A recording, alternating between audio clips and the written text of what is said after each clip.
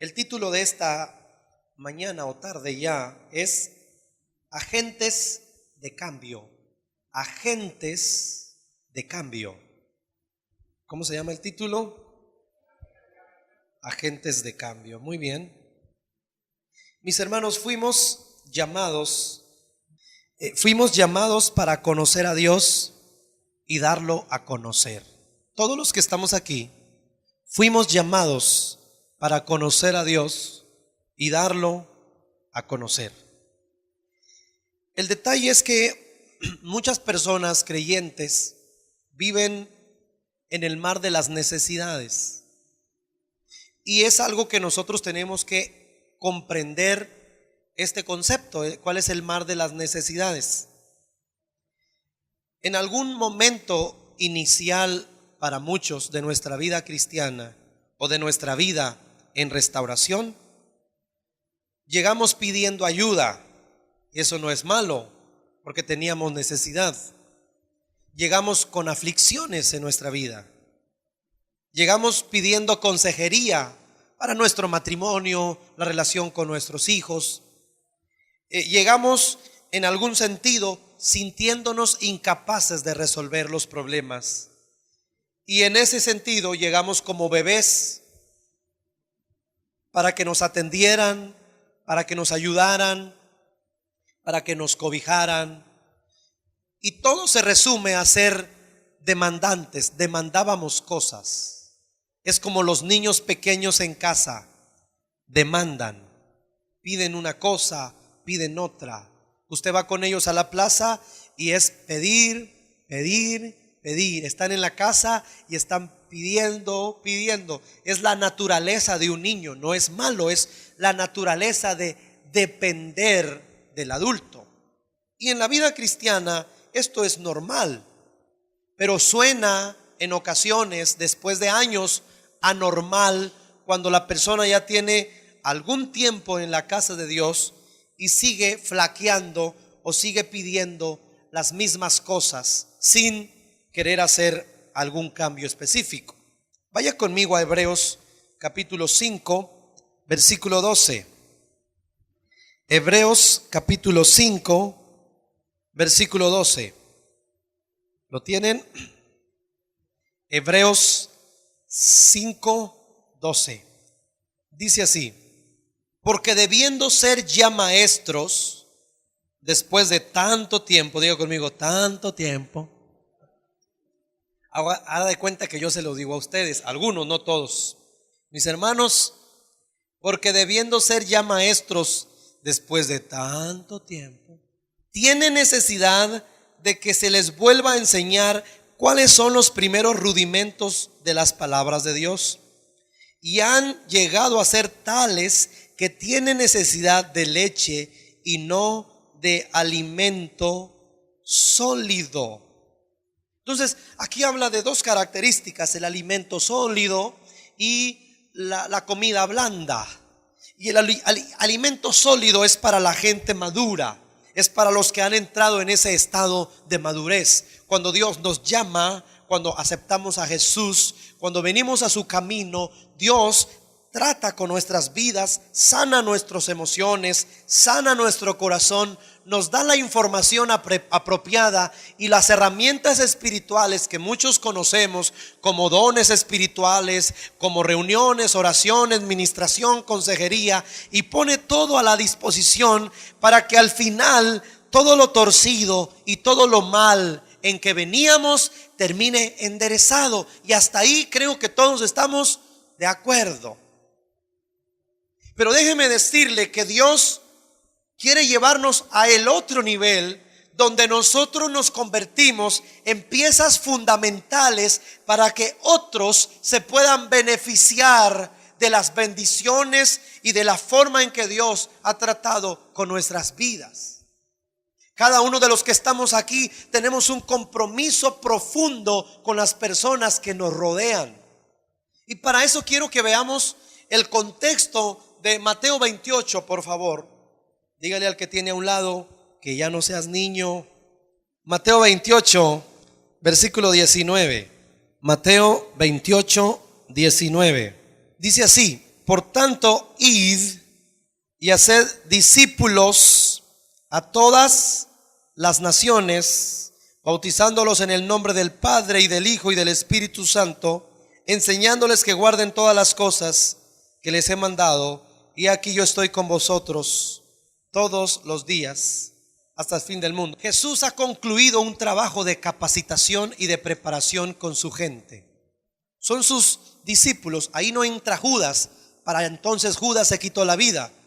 Pero tiene a 11 discípulos y de acuerdo a Hechos capítulo 1 son aproximadamente 120 personas a los que les transmite este mensaje.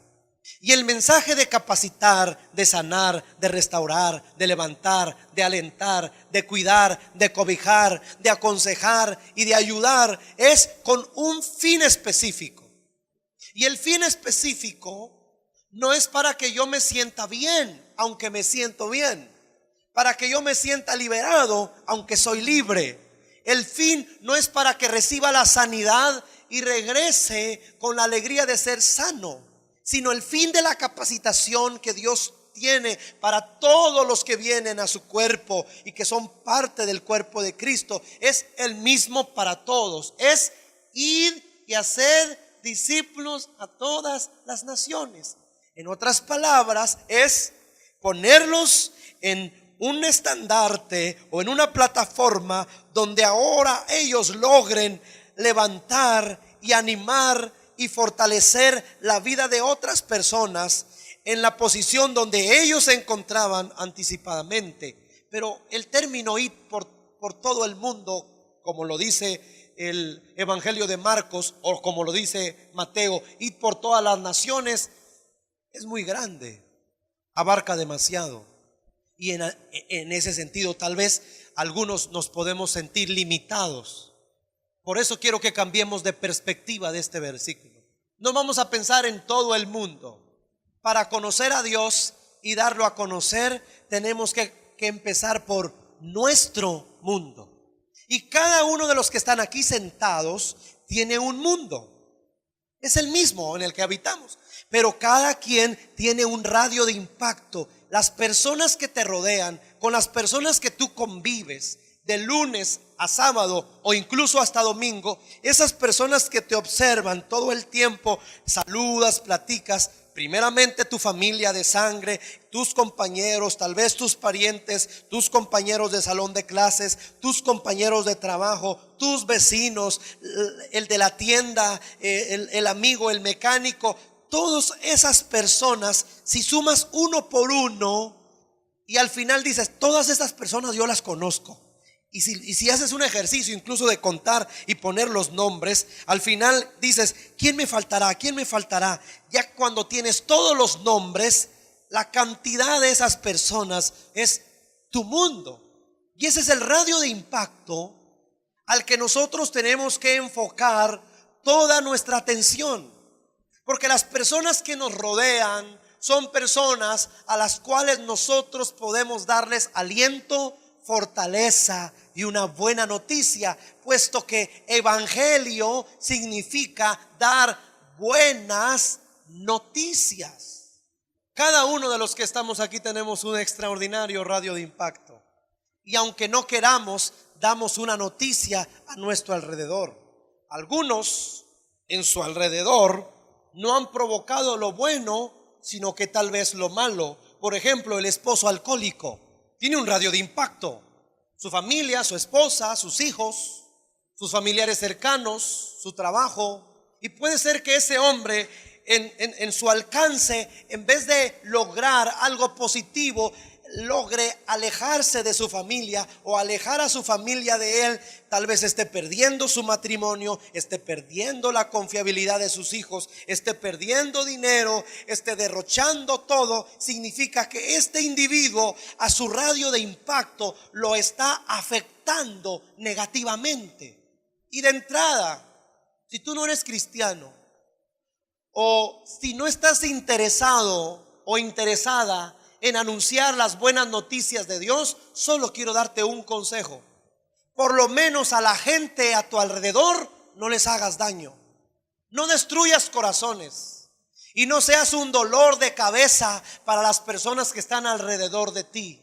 No te conviertas en una carga para otros. Por lo menos, si en ti no está el entusiasmo de anunciar, de predicar a Jesús, porque es nuevo para ti, mi consejo es directo, por lo menos a las personas que te rodean. Si son tus padres, si es tu pareja, si es tu familia, mi consejo es: no provoques lo malo alrededor. Que cuando se hable de ti o cuando se piense en ti, se piense en alguien que puede aportar y no restar, que puede multiplicar y no dividir, en alguien que es un valor agregado a cualquier lugar o agrupación a la que entre. Ahora, en el contexto de nosotros, los hijos de Dios, en realidad esto es más serio de lo que nosotros pensamos, puesto que llega un momento que hay como un sentido metodológico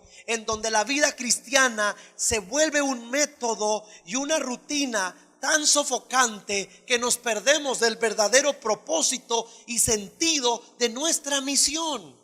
Y el aspecto metodológico enferma, porque convierte a gente religiosa o congregantes que solamente asisten a un lugar y se sientan en una silla, pero que al salir de ese lugar no asumen tal vez el compromiso directo de esta misión en específico que Jesús le dejó a su iglesia: ir y hacer discípulos. Ve y conviértete en alguien que puede favorecer la vida de alguien más.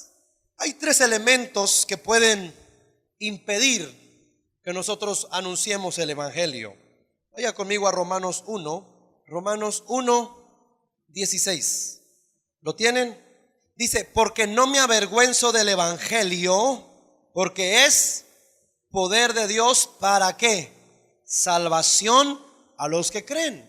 Pero vea lo que dice: no me avergüenzo del evangelio. El evangelio, diga conmigo, el evangelio significa buenas noticias. ¿Por qué me voy a avergonzar de dar una buena noticia si esa buena noticia tiene el poder para rescatar a alguien? ¿Me explico? Pues aunque parezca contradictorio, a muchas personas les da vergüenza anunciar su compromiso con Dios, directamente con el Señor, y testificar de lo que Dios hace en sus vidas. Les da vergüenza. Es más, que no sepan que voy a la iglesia, que no sepan que estoy leyendo la Biblia. Es más, que no sepan que soy cristiano. Son creyentes de la ultra secreta. Entonces tienes a una persona, ven Brian, tienes a un compañero de clases, a un compañero de trabajo, siéntate ahí en esa silla, nomás no hagas nada. Que tú te quieres acercar a él y al final le quieres hablar de Dios, le quieres dar una buena noticia. ¿Estamos de acuerdo? Hay tres componentes emocionales que nos impiden hablar. El primero tiene que ver con el antes. ¿Cómo con el antes? Es: antes de decirlo, entra en mí el componente del miedo. ¿Le digo o no le digo? ¿Me le acerco o no me le acerco? No, porque y luego, y si me acerco y le hablo de Dios y va a pensar que soy bien religioso y yo sé que tiene necesidad, pero ¿cómo le voy a hablar? El miedo impide exponer una verdad. Segundo elemento en la misma acción, puede que me cautive lo que es el elemento llamado después. En la misma mente yo diga: ¿y si le digo? ¿Y si me deja de hablar? ¿Y si ya no somos amigos? Habla de la contaminación del después. El antes tiene que ver con algo que me impide a decir la verdad.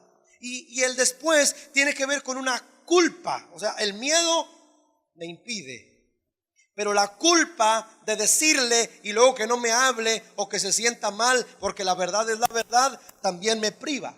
Entonces tengo a mi compañero con necesidad, que ha dicho que a lo mejor esta vida para qué vivirla, o que en esta vida no hay solución.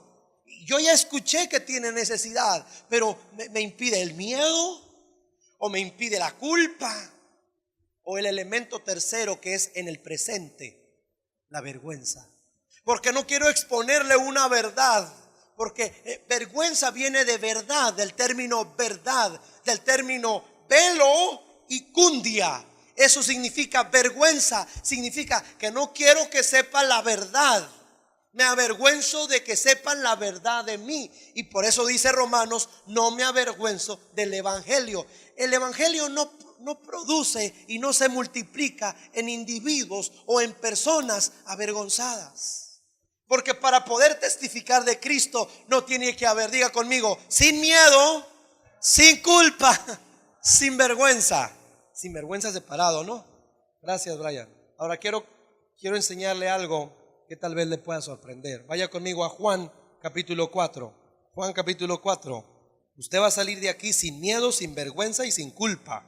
Juan capítulo 4, versículo 4. Está hablando de Jesús con su encuentro con una mujer. Dice, y le era necesario pasar por Samaria. Vino pues a una ciudad de Samaria llamada Sicar, junto a la heredad de Jacob, que Jacob dio a su hijo José. Y estaba ahí el pozo de Jacob. Entonces Jesús, cansado del camino, se sentó así junto al pozo. Era como la hora sexta. Vino una mujer de Samaria a sacar agua, y Jesús le dijo, dame de beber. Note los puntos importantes, porque aparentemente no dice mucho, pero dice demasiado. Número 1, ¿qué hora era? La hora sexta. Para los que han estudiado en el contexto de la Biblia, de los horarios, eran las 12 de mediodía. Note esto. ¿Qué hora eran? 12 de mediodía. La hora sexta son las 12 de mediodía para nosotros. Y esta mujer a las 12 de mediodía va y saca agua. Y el pozo está un poquito fuera de la ciudad. Ahora entendamos que el pozo era como una fuente pública, donde tú podías ir por agua para calentar alimentos, para lavar cosas. El pozo tenía más que ver con el agua purificada. Así que la gente iba al pozo, que era gratis el agua, pero no iba a las 12 de mediodía. Iba o muy temprano o ya que era muy tarde, porque en aquel lugar donde es algo tan desértico, y qué más decirlo que en una ciudad tan desértica como la nuestra, usted a las 12 de mediodía en pleno agosto no se encuentra a ni una mosca en un parque, ¿verdad? Por el calor, por lo que es insoportable. Bueno, esta mujer aprovechaba que no iba a ir nadie al pozo para ir al pozo. ¿Por qué? Porque no quería hablar con nadie, porque era una fichita la señora. Según la Biblia, versículos después, había tenido 5 maridos la doña. Y por si fuera poco, el que tenía en ese momento en su casa era un amante. Jesús le dijo, 5 maridos has tenido y el que ahora está en tu casa no es tu marido, le dijo. Entonces no sabemos hasta qué punto esta mujer, que en el contexto psicológico y haciendo una lectura de la Biblia, sacando la lectura del cuerpo y de las palabras de Jesús, era una mujer guapa, era una mujer atractiva, pero hueca por dentro. No había amor de hombre que le llenara el corazón. Y aparentemente tenía la capacidad de tirar a uno y a levantar a otro cuando a ella se le antojara. O sea, no está bien tener 5 maridos, estamos de acuerdo, pero no cualquiera puede presumir tener 5 maridos. Solo alguien que tenga atractivo físico, porque hay algunos que con uno porque no los van a volver a elegir. Tócalo, Señor. No, y te eligieron de suerte, hermano, que es lo peor. Pongan atención, era que las 12 de mediodía llega la mujer, platica con el maestro, pero ella tiene vergüenza. No quiere hablar con nadie, no quiere convivir con nadie, no se quiere encontrar con nadie. Así que si se dan cuenta, quien inicia la plática es Jesús.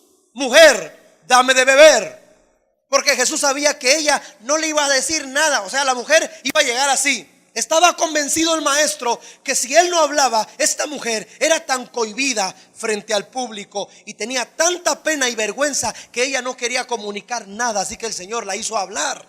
Y lo sorprendente del pasaje, lea conmigo lo que dice. 4:9. La mujer samaritana le dijo, ¿cómo tú siendo judío me pides a mí de beber que soy samaritana? Porque judíos y samaritanos no se tratan entre sí. Y Jesús le dijo, si conocieras el don de Dios y quién es el que te dice, dame de beber, tú le pedirías y él te daría agua viva. Y ahí empieza el detonante de la plática con el maestro, al final, lo único que quiero decir para leer ese versículo, el maestro le revela a ella, a la mujer cohibida, a la mujer que no quiere hablar con nadie, le revela que él es el Cristo. Y ahora vea lo que dice.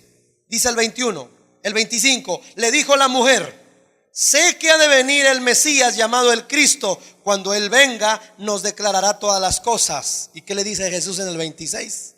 Jesús le dijo: yo soy el que habla contigo. Versículo 28.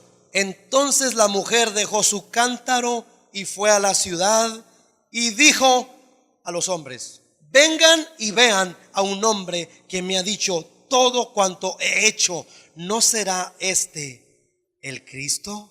La mujer que estaba cohibida y que no quería hablar con nadie, en un encuentro con Jesús, el Mesías, dice: iba por agua, no agarró agua.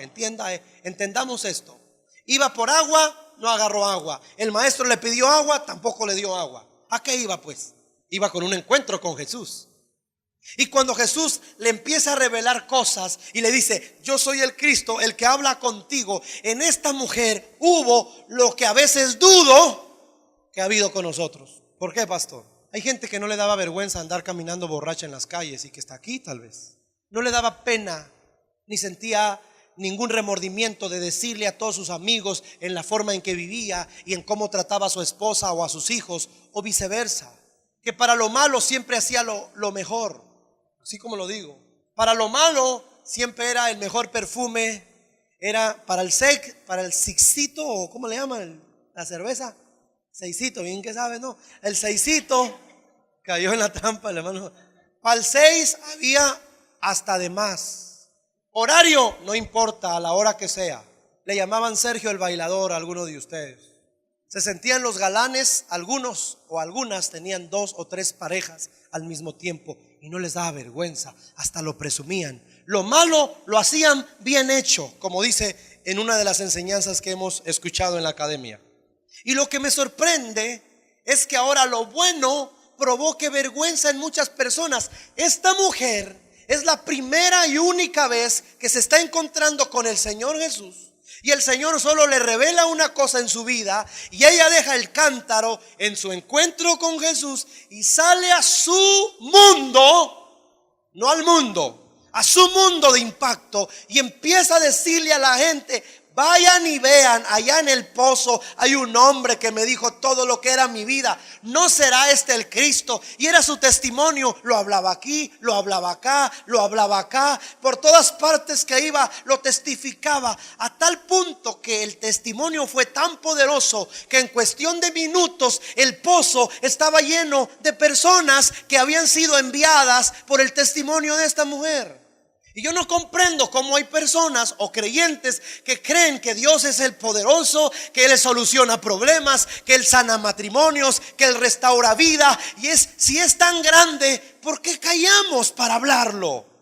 Esta mujer está revelando que un verdadero encuentro con Jesús te hace ir a todas las zonas posibles a hablar del Señor, que Él sana, que Él liberta, que Él ayuda, que Él fortalece. Ella fue a su mundo.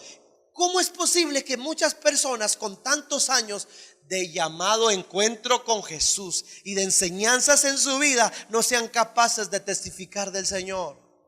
Entonces hay una cosa, eso a mí me hace dudar de su encuentro con Jesús. Y me parece que usted no ha tenido un encuentro verdadero con Jesús, porque no está convencido que Él sana, no está convencido que Él alcanza, no está convencido que restaura. Tiene dudas de su propia vida y de su propia salvación.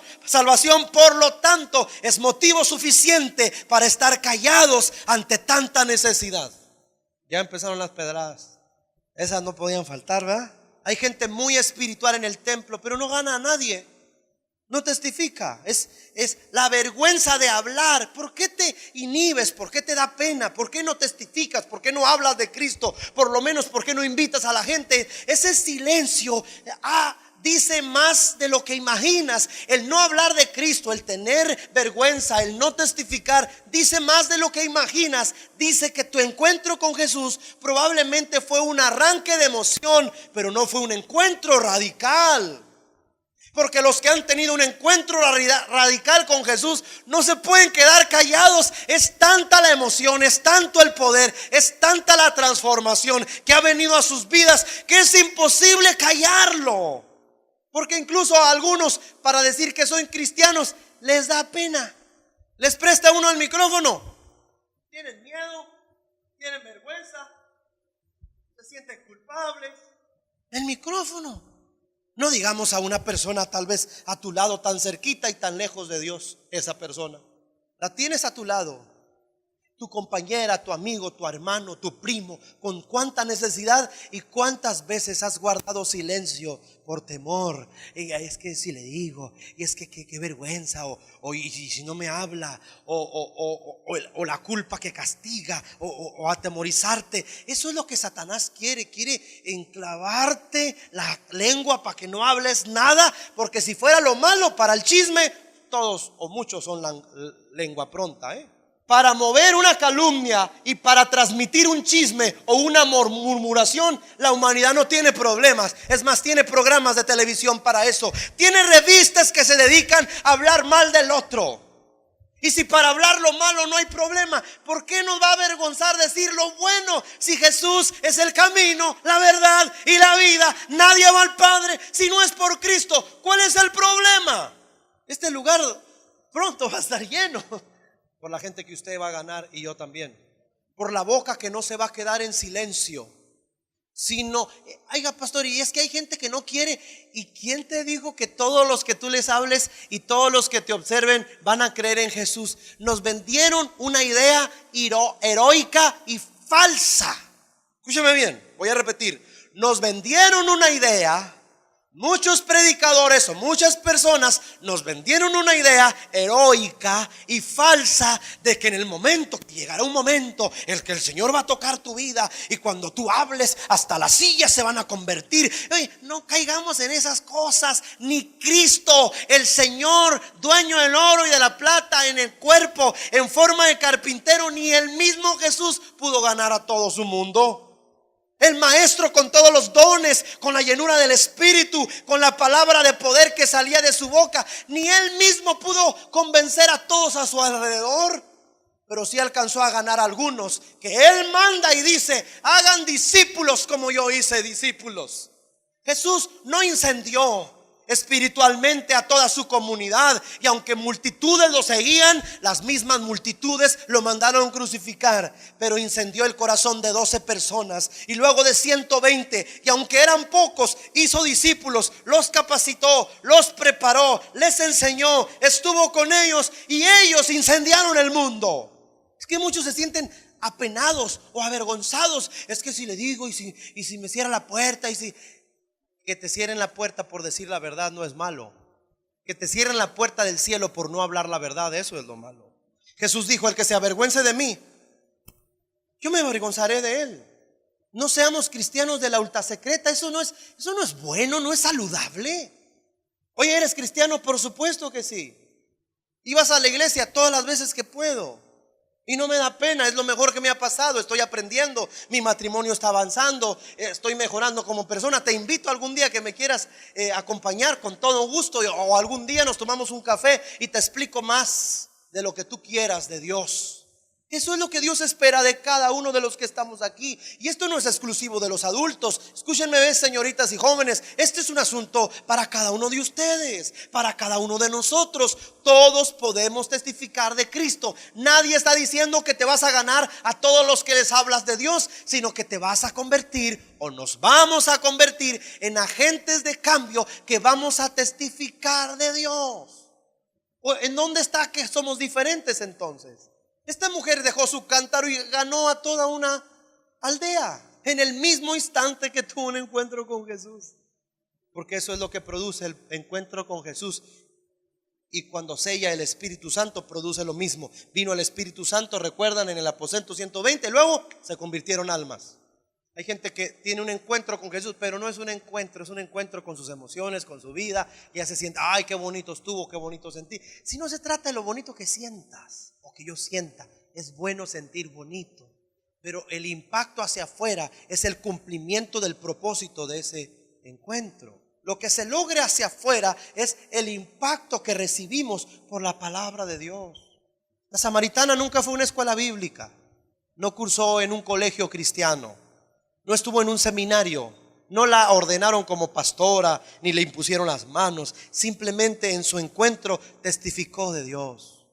No nos podemos perder de que el verdadero propósito de la vida cristiana es que entender, número uno, que estamos de paso en esta tierra, que no estamos aquí para atesorar tesoros ni casas, y aunque podamos vivir y disfrutar la vida, vamos de paso, y que algún día, cuando la trompeta suene, tendremos nuestro verdadero encuentro con Dios, y que se cumple o se debe cumplir en nosotros lo que Dios le dijo a Abraham: te bendeciré y serás bendición.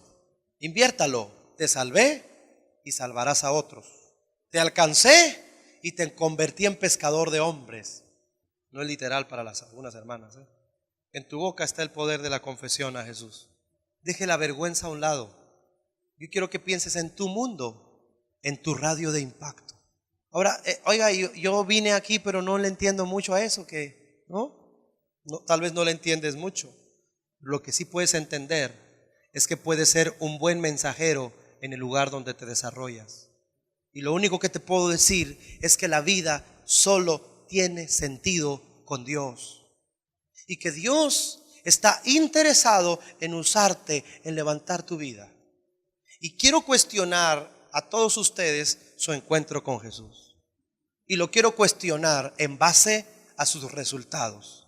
Si no hay almas salvadas detrás de ti, si no hay personas que han recibido tu testimonio, no digo que están aquí, pero quiero cuestionar tu encuentro con Jesús, y cuestionar realmente si a partir de tu encuentro con Jesús te convertiste, como todos se convierten, en alguien que busca la manera de traerle nuevos discípulos al Maestro. Porque si todo fue ya no me drogo, ya no bailo, ya no esto, ya no hago lo malo, ya atiendo bien a mi esposa, ese es un cambio bueno, pero no es suficiente. Ese es un cambio de un beneficio individual. ¿Cómo le va, hermano? ¿Cómo está? ¿Cómo se siente? La vida con el Señor es maravillosa. ¿Por qué? Cuénteme. Fíjense las palabras que usan algunos. No, maravilloso, mi matrimonio se estaba destruyendo. En realidad, desde que el Señor me alcanzó, mi vida ha sido totalmente distinta. Me siento más en paz, más alegre, más tranquilidad. Nos rinde más el dinero. Tenemos una nueva... Todas esas palabras son buenas, pero no te engañes. ¿Cuál es lo malo de eso? El mensaje que estás dando. ¿Cuál? Que entonces agarraste a Dios para ti y lo frenaste para otros. Porque tus palabras están diciendo que te va bien, que cada vez más, que qué bonito el culto, que qué bonito la presencia de Dios, qué bonito esto, y todo es para ti, lo bonito, lo que siento, me profetizaron, me hablaron, me dijeron, esto y aquello y aquello y aquello. Son creyentes narcisistas, solo lo que yo quiero, solo lo que a mí me gusta. Cuando tiene que ver el compromiso de transmitir el mensaje a otro, de compartir la verdad, de dar a conocer a Dios, el discípulo verdadero, cuando le preguntes cómo le ha ido en su vida: mira, hermano, yo con Cristo estoy juntamente crucificado. Lo que te puedo decir es que Dios me ha dado la oportunidad de ir a ganar almas, de testificar en mi escuela, en mi trabajo. Gracias a Dios estamos en eso, en esa batalla continua. Por eso me pongo a orar e interceder para guerrear, porque cuando salgo y testifico, yo sé que el Señor, ese es el encuentro con Jesús, el que llevó a Jesús para que lo conocieran otros, y no el testimonio bueno pero relativamente pobre de que me siento mejor con Dios. Te bendeciré y serás bendición. El nivel no es la bendición, el nivel es cuando eres de bendición para otro. Ese es el nivel óptimo, cuando no es lo que recibes, sino lo que ya estás dando. Porque en el reino de Dios es mejor dar que recibir, es mejor compartir, es mejor regalar tiempo, regalar dones, talentos, todo el esfuerzo, todo lo que está en mí para beneficiar a otro. Ese es el nivel de un hijo de Dios. El nivel de Jesús desde el cielo, dice la Biblia, se despojó, dejó su trono, dejó su gloria y se vistió como hombre. Se despojó desde el principio.